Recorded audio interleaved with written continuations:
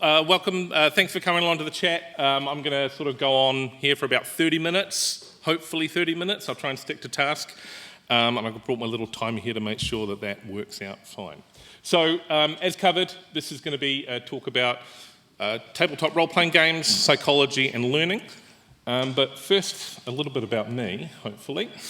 My name is Shaun Garea. I'm a lecturer based at Massey University at the School of Psychology. I'm also the lab manager at the Gaming Research and Investigation Laboratory, GRAIL, as covered. My research focus is generally cognitive psychology and gaming. So my prior research is focused mainly on video games in relation to cooperation, aggression, loot boxes, gambling, obsessive-compulsive symptomatology. So GRAIL is primarily focused on looking at analog games, so tabletop role-playing games and board games. So I'll start with a quote. The quote is, "Nothing will stop you being creative more effectively than the fear of making a mistake." So regardless of what field you're from, I think we all can sort of connect with that understanding of play allows us to sort of experiment with the world around us. It lets us to test boundaries, to try new things, and to fail in a safe space. So if we fail in that space, we can sort of just pick ourselves up, no harm, no foul. Play allows us to sort of work out new strategies and apply them in the real world. And that's followed through in the psychological theory as well, whether it's Piaget's or Vygotsky's conceptions of play. Play is about experimentation, learning, and application in the real world. All right, so just so that we're on the same page, I've got a quote here which is play plus culture equals games. This is a quote by Greg Kostikian, who's a ludologist and game designer. It's a really interesting quote for me. It's nice and succinct. Essentially, it's talking about free play that we have. We add rules to that free play, and then we get games. But those rules that we add don't come out of nowhere. They come from our experiences, and they're born out of our social context and our culture. So I was just reading a paper the other day that was talking about games being cultural ferrymen across divides. And I think it's a nice little shorthand. So what are tabletop role-playing games? I mean, this is an audience that probably does know, but I feel like I need to at least cover it in some way, shape or form. I've added animations, so look at that.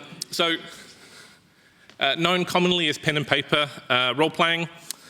Usually there's a game master or a game facilitator and a bunch of players sitting around a table.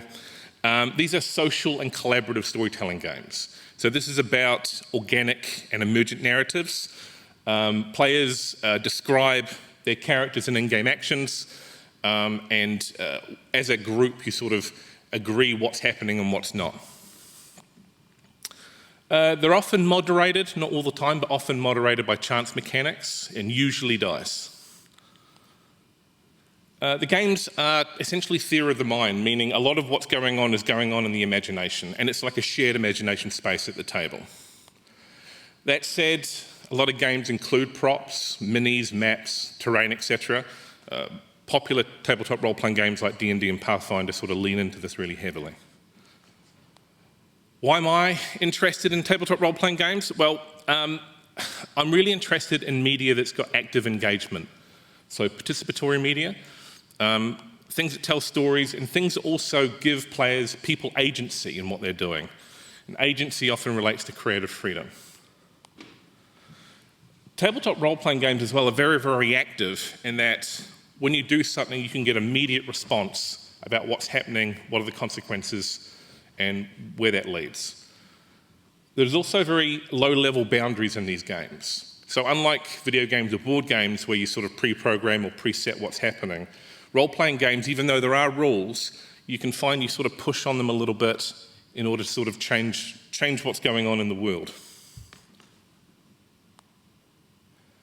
So, you're probably aware this is somewhat of an academic presentation. I'm trying my best not to be too academic on this, but I was aware that this isn't an academic conference when I was prepping this presentation.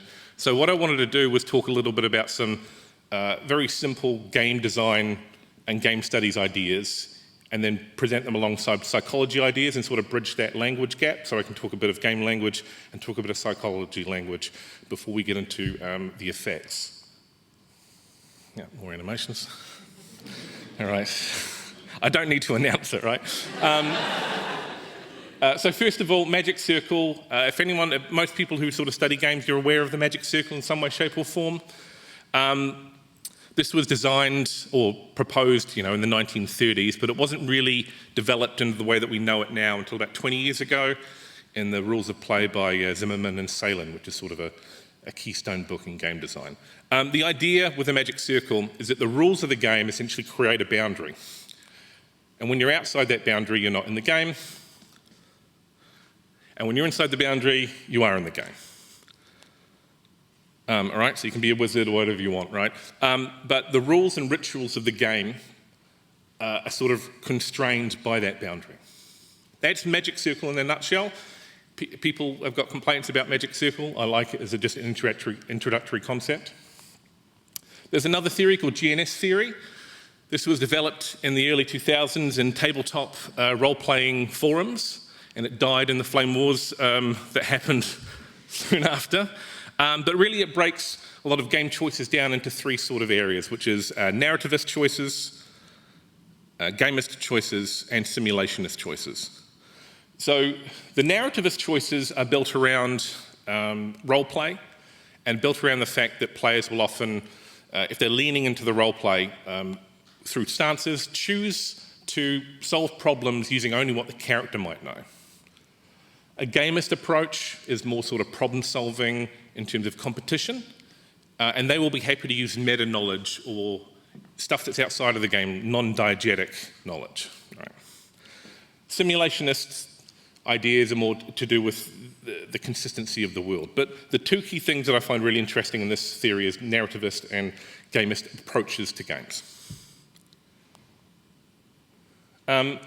Another really interesting theory, this might be one of my favourite theories in game studies, is the idea of frames. So this was developed by Gary Fine in the 1980s. He did an ethnographic study where he sat down and he watched a lot of people play role-playing games. And he came up with this sort of conceptualization of how people are sort of engaging with the games. He came up with the idea of frames, in which there are three frames. You've got the player frame, you've got the game rules, and then you've got the game world. And in his theory, or the way he proposes it, the player starts off in the real world, of course, so they're sitting at the table, looking around, and then in order to get through to the game itself, they've got to navigate through the game rules to get there. All right. But his conceptualization doesn't just mean, it's not static, it doesn't mean that once you're there, that's where you are. His idea is that this is a constant back and forth all the time. And playing the game is going through those frames from left to right all the time. So you might be sitting at the table playing a role-playing game, and you have to be in the real world to see what other people are doing. You're picking up their body language, all right? And if you want to go through the game rules, you might be looking at your character sheet in front of you. You might be looking at the proficiencies of your character bonuses, checking the rules on what the range of your special abilities are. That's engaging with the game rules. And doing those things, and then that will move you back through into the game world. All right, hopefully I conveyed that. Now, okay, so I did this presentation, just part of it at like 3 o'clock in the morning. So I don't know why, but I ended up doing a paint version of the opening shot of A New Hope. Look, I can't tell you why. In terms of role-playing game studies as a whole, right, so there's a lot more other bits and pieces to it. I am boiling things down very much in this talk, but there's another big part of game studies, which is discussion between narratology and ludology, which is sort of the debate about how do you study games, all right? So while that debate is raging, in WeCome, I'm also aware that I made us the empire, I don't know why. And what I'm saying here is I'm not saying that psychology has just turned up and we've just entered the chat. It's more that psychology has been around studying games for as long as psychology has been around. But for the most part, especially recently, the focus of psychology has been on video games. And the key reason for that, there's a couple of key reasons. One is that video games are just much more popular in general. So they're going to draw much more attention and study. Two, video games are easier to run experiments with, and I've run experiments with video games. You can standardize them. What that means is I can set up a room where someone comes in and plays a game, and then the next person can come in later, and I can reset the game, so the game is going to be exactly the same. The only thing that's different is the participant, and I can measure and see what's happening. With tabletop role-playing games, there is so much chance going on with the dice mechanics and the organic interplay of storytelling that you can't really standardize it in the same way. And the third point about why maybe psychology hasn't been so focused on tabletop role-playing games over the years is in the 1980s, back in the day, there was a thing called a moral panic or a satanic panic. I'm sure people have heard about this.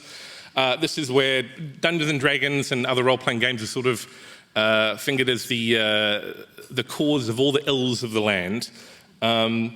And what happened, I mean, this was such a strong moral panic that in the literature, particularly, a lot of researchers are saying that people were just encouraged not to study tabletop role-playing games. They couldn't get the funding, they couldn't get published. So what happened is you had this sort of delayed level of research into this type of gaming. We've had moral panics in a whole bunch of different areas, but if you go look up the 80s satanic panic, it's pretty dire. So you can sort of see why that might have affected the level of studies in this area. All right, so how am I doing for time? Okay. So we'll jump into a bit of psychological theory. There's tons of psychological theory I could talk about, but what I'm going to do is try and pick some particular elements that relate to gaming in this presentation. So in the cognitivist view, there is theory of mind. You might see this sometimes as TOM. What this is our ability to imagine the experience of others and sort of predict their experience and predict their choices. It's sort of like throwing your voice but throwing your mind a little bit. All right? So the classic example of this would be, I've got a biscuit tin and I've got a little girl next to me, and I open the biscuit tin up and I show inside, instead of cookies or biscuits, there are 3 rocks inside. And then I close the tin and I say to the little girl, look, if I show this to Billy, what do you think Billy is going to think is in the biscuit tin? And what the girl will say is either a couple of things. One might be, I think Billy will think there's rocks in there. Now, if the girl says that to me, she's showing that she's not able to predict or simulate the experience of that other person's mindset with the knowledge that they have. But if she says to me, I think Billy's going to think there's biscuits in there, but he's going to be disappointed when he finds there's rocks, that shows that she's got theory of mind. In cognitive theory as well, how we conceptualize ourselves is very, very important. Just need to see. Could you open up the notes a little bit on that? That was all open. So in self-theory and identity, how we see ourselves, how we frame ourselves is very, very important. We choose what we frame in or frame out of our experience by how we see ourselves. And we choose roles for ourselves. And once we've got those roles, they sort of dictate a little bit about what we think we should say, what we think we should do, what we think we should act and behave as. A big part of this is attribution as well. So attribution is really, do you see yourselves capable of overcoming something or not? And when you succeed, are you deeming that success came from you because of something you did, or was it out of your control? This can sort of lead to different conceptualizations of how helpless you feel or how powerful you feel.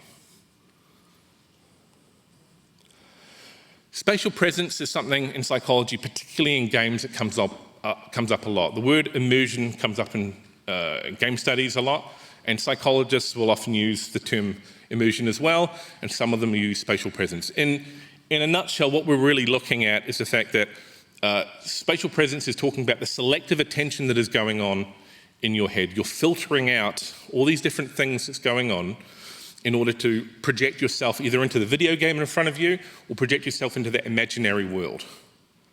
And when that gets very, very focused, you can start entering what's sort of known as flow states as well. I'm sure people who've played games sort of feel that sometimes. All right. Another psychological theory is attachment theory. I'm not going to go too much into, there's lots of different areas of attachment theory. One particular area that's interesting for tabletop role-playing games is social connectedness. So this, essentially, there's three core components. There's socializing, social support, and a sense of belonging. Socializing is about the fact that we are social animals and we want to engage with other people. That's part of our normal needs. Social support is about the idea that we have support available to us if we need it. We're not always going to use it, but knowing that it's there is very helpful for us psychologically. And a sense of belonging is very important in that knowing that we belong to a group and that we're valued by other people. When those three conditions are met, we get increased well-being, both physical and psychological health. This is a predictor and a measure used by the Ministry of Health here in Aotearoa as well, so it's an important concept. The last psychological concept I'm going to go over is behaviourist theory, or some very basic ideas to behaviourism. Too many animations, I know it. So classical conditioning is probably something you've probably heard about in some way, shape or form. Let me move that dog's head up. Wow, that was worth the time. All right, so it feels better when you're at the computer, right? So with conditioning, with classical conditioning, you've probably heard about Pavlov's dog before, which is the idea that Pavlov was a scientist, Ivan Pavlov, and he was doing experiments, and when he would present food to his dogs, he would precede that by ringing a bell, all right? And what happened over time was that as he was ringing the bell and presenting the food, the dogs got a paired association between the bell and the food, so that even if he wasn't bringing the food out and they heard the bell, the dogs would start salivating automatically. And this is a key part of conditioning, which is when you pair stimuli together, you can get physiological automatic responses outside of consciousness. There's operant conditioning as well, and this is, you can take full courses on these things, and I'm sort of caramelizing this down into a 30-minute presentation, which will take 1.5 minutes. But in a nutshell, so operant conditioning is about how we operate on the world, and it's more to do with we do things either because we want to see the outcome, we want to avoid the outcome. That's it really in a nutshell. If we like what happens when we do something, then we're more likely to do it in the future, and if we don't like something when we do something, we're less likely to do it in the future. So that's pretty much operant conditioning. All right, theory done. So let's get into an example. This is Janet, and poor Janet has social anxiety, and I'm very sorry, Janet, but I've put you in a party in a social situation, all right? So Janet's got social anxiety, she's in a party, her fight or flight response is kicking in, so her anxiety and her panic and her stress is raising, right? It's not great. What someone like Janet is likely to do in this situation is try and extricate herself from the immediate surroundings as soon as possible. Right, so she's going to try and go to the kitchen or go to the bathroom and just go on her phone for a while and just try and reduce that level of stress and anxiety. And when she's got to a point of somewhat reduced stress, she's going to look for an escape route and she's going to skedaddle, all right? And they're going to go, where's Janet gone? I don't know, right? Shouldn't even say goodbye. So, but as soon as Janet's gone, that anxiety is going to start dropping, all right? Now, that's great for Janet in the short term. In the long term, it's not as great because a big part of being good at social skills and in reducing anxiety to certain stimuli in the world is having more exposure with it and spending time with it. So it's the same problem that you get with if someone's, let's say they've got a phobia of dogs and every time they see a dog in the future, they avoid it. It's likely that person will never get over that fear of dogs because they're not in the same room with the dog, or they're not able to spend some time in which they're sort of conditioned to learn through exposure that being in a space with the dog doesn't always lead to a negative outcome. It's the same thing with Janet and the social stuff. Because of what I talked about with behaviourism, this worked, she's more likely to do this in the future and always avoid social situations and never get better. But if we put Janet at a games table, things might be different. Now, why would Janet come here and not to a party, right? So there's a couple of reasons. So people with anxiety, are actually, and this is in literature, are shown to actually be drawn to games like tabletop role-playing games, and particularly MMO, online computer role-playing games. It's to do with the character, and there's like a separation between character and self that you can do. Also, the research shows that people who might be struggling with social skills in the real world, might be more interested in things like geek culture. And what that means is they can dive into something, and if they get good at knowing whatever it is, I don't know, Sith and Jedi lore or whatever it is, they can talk to other people who are good at that without having to worry about all of that social stuff and feel valued and get interactions in a different way. But gaming, as I mentioned, gaming can provide somewhat of a buffer, especially when you're playing a character, if you're engaging in that theory of mind. If you're projecting yourself out and being someone else for a bit, you can sort of get a bit of distance and a bit of clarity. And that's where the social anxiety can start turning into a bit of social connectedness.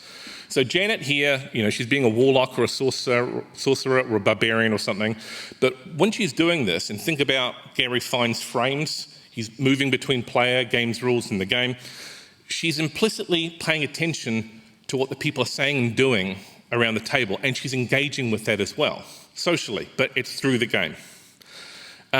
Things that she might do or say in the game don't seem as dangerous because it's not her doing it, it's Barfold the Bard or whatever it is, right?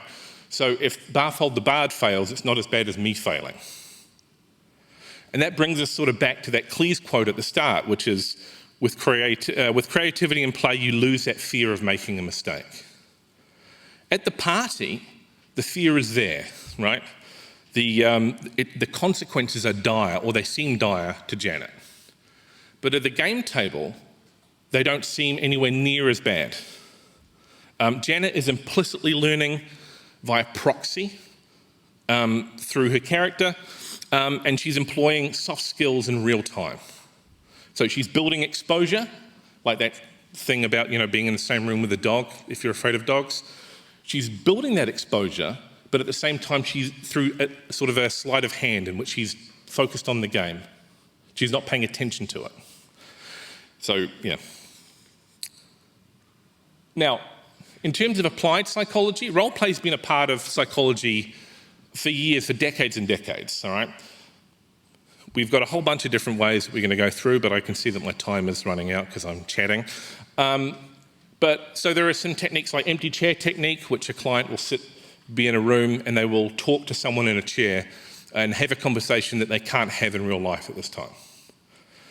Psychodrama is another approach in which it's a group therapy in which one person will sort of dramatise a problem they have going on in their life, and it's sort of controlled by the therapist. So psychology has sort of trying to apply role-play in very specific ways and curate those experiences. But tabletop role-playing games themselves are curated experiences too. Designers, when they're making games, have got an idea of what kind of setting, what kind of experience they want their players to have. So a couple of games here that aren't D&D or Pathfinder. Dog Eat Dog. This is a game essentially about colonisation. Same with Coyote and Crow, but Dog Eat Dog is a game in which you are based in the Pacific Islands and you are colonised, right? And the game is about figuring out how you survive as a community. Now, Coyote and Crow is a game sort of about colonisation as well, but they tackle that through a mission, in which this is a game set in a fantastical future where North America was never colonised. And you've got the civilization of First Peoples of North America with all of their cultural stories and history interweaved into the game. It's a really interesting game. Aegon as well, on the right here. This is a game set in classical Greece, and this has been, Hamish Cameron from Victoria's talked about this game as well, in which this is a game where you can sort of explore classical times and have sort of engaging games and interactions in a world before maybe you're reading the Iliad or the Odyssey. Now, so one point I want to make, it might be a bit clunky. Games work as experiential learning tools. We've all sort of played games and we sort of get experiences from them. But there are also experiential learning tools that can work as games, but it's very important to have that order and emphasis in the right way. It's the difference between having cream in your coffee and coffee in your cream, if that makes sense. So when, you're going to have 2 cups of coffee, but they're going to taste very, very different. And if you get the order of the elements wrong, the games might just turn players off a little bit. And that brings us to things like serious games and games-based learning. Now, there are plenty of awesome serious games and game-based learning approaches out there, but there's also some that aren't so great. So I did my master's looking at video games in cooperation to see if that could help people in the real world. If you play cooperative games, is there bleed into the real world? I ended up using Portal 2 for that experiment, and it was a very fun game. It worked really well. But in order to get all my research done, I had to sit there and play a bunch of games developed by a lot of psychologists. And unfortunately, most of them weren't very good. Some of them are very good. Most of them are not very good at all. Because it seems to be they're very focused on the instrumental act of, this person must learn this. And they're not thinking about the game elements of the game. So the reason why tabletop role-playing games are so interesting to me is that they're games first, and they've got these experiences and all these other things going on at the same time. Right, I'm not gonna, look, I'm running out of time. I'll throw it all on there, and what I'll do, yeah. So look, right? So I'll pull out some studies. So one study, these are all studies, and I'm going to bring up quantitative studies. So studies that are experiments or correlational studies with data and statistics.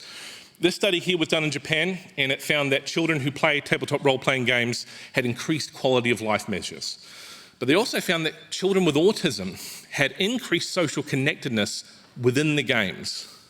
They didn't find it outside, but what they found was that these games were providing an experience to these kids with autism that they couldn't get outside of the game world, which is really interesting. Another review has found a whole bunch of benefits of tabletop role-playing games and some computer role-playing games. If you haven't heard of Sparks, it's a very interesting, useful, positive game developed here to help with mental health. There's also multiple studies that show correlations between social play, identity, reductions in anxiety, increases in self-concept, strength, etc. There's also a bit of research showing that over the years, that if you tell someone a story and embed information in that, that can be as good or better in a lot of instances than if you're giving someone just a textbook with like dry text. Research after research find this all the time. Yeah, we're not going to go through them all. I've highlighted in yellow what ones I want to do. So there's a systematic review of tabletop games in classrooms. It found that there are positive effects of gaming, both video games and analog games, but they found that tabletop games had an advantage over the video games in that they provided a real social in-person benefit for students, which makes sense once you think about Janet a little bit, right? But what about research in New Zealand? It's somewhat lacking, all right? The New Zealand Council of Educational Research did a really good study called Games for Learning a few years ago now, with the key idea of how are games integrated into our education system and are there benefits? What they found was that, yes, there were benefits to running games in New Zealand, both in the playing of games and in the designing of games in the classroom. So they found benefits in students being able to understand how games are made and how you can explore themes through creating games and curating those experiences. But one other thing they found, which was pretty sad, was that teachers that were trying to use these approaches felt pretty isolated. They didn't feel like they knew other people doing it, and they felt a little bit islands onto their own. All right, I'm aware that we're sort of running low on time. All right, so but look, so when we think about that example of Janet from before, of identity, social confidence, we think about connectedness, conditioning and avoidance and exposure, we can see that tabletop role-playing games, because they're games, they're social imaginative storytelling games, and they're in-person, are sort of uniquely placed to sort of provide some learning experiences for people. They have low access needs, they don't cost much, they don't require computers or phones, and they can be sort of curated experiences. So research suggests, right, that there are positive benefits to tabletop role-playing games in the classroom, in therapies, in just your everyday life. But we don't have pretty much any research here in New Zealand that's really sort of replicating that information for a social context. That research I showed before, that, you know, didn't go through all of it, but the ones highlighted in yellow, etc., all of those, oh, sorry. That's terrible. So all that research I showed before, all of that was international, and you know what we're missing in that? There's no Māori representation in any of that. So what we need is research done in New Zealand that's focusing on New Zealand experiences and in a New Zealand context. Now, I'm not suggesting that tabletop role-playing games are going to solve everything and be a panacea, but the idea that if all you've got is a hammer, every problem becomes a nail is an issue. So we need to increase our toolbox or our tool shed, and then if we can find evidence for these games here in New Zealand, maybe we can add these to our tool shed here and see and sort of incorporate this and work together to try and increase awareness and maybe get access to libraries and schools and parents, just so that people know that games that provide these benefits are available to them. So what I'm doing here is just reaching out to say hello to a gaming community instead of talking to psychologists and psychology students. Hello, everyone. We're a lab up in Manawatu. We study games, and we'd love to talk to you all and work with you all in the future. So that's my presentation. Thank you very much.